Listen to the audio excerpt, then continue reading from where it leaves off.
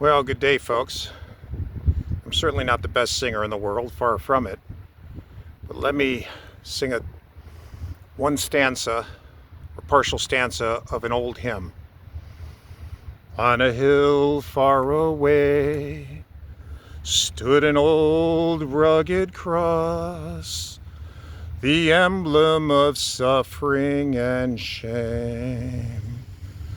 It was on that old cross that the dearest and best for a world of lost sinners was slain. And I'll cherish that old rugged cross till my trophies at last I lay down. I will cling to the old rugged cross and exchange it someday for a crown. Yeah, I know I'm never going to cut any record deals. That's not the point. The point is we're going to visit the grave of George Bennard, born February 4th, 1873. He's the fine Christian gentleman that wrote the Old Rugged Cross. He was a hymn composer and a preacher. He's best known for composing that hymn, but he wrote other hymns too. George Bennard was born in the coal mining and oil production town of Youngstown, Ohio. While he was a child, his parents relocated to Albion, Michigan, and a few years later they moved to Lucas, Iowa. He aspired to be a Christian evangelist, but he had to support his mother and sisters because his father died when he was young. So he got married and then became active in the Salvation Army and preached throughout the United States and Canada. He was ordained a minister in the Methodist Episcopal Church, spent a lot of time in Michigan and Wisconsin. But he wrote the Old Rugged Cross at Albion College in Albion, Michigan. And there's a historical marker there where he was and where he wrote it. He had two wives. His first wife was Anamita Statler Baylor. He married her in Illinois. They had 3 children.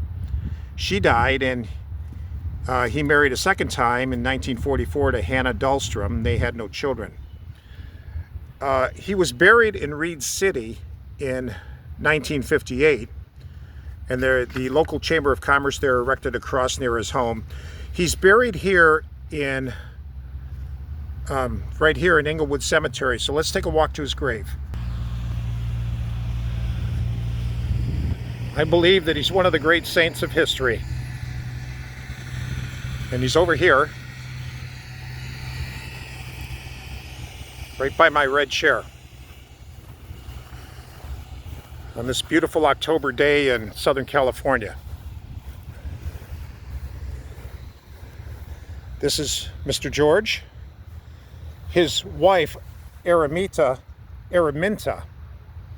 she died here in Southern California. So he buried her here, and that's why, even though he died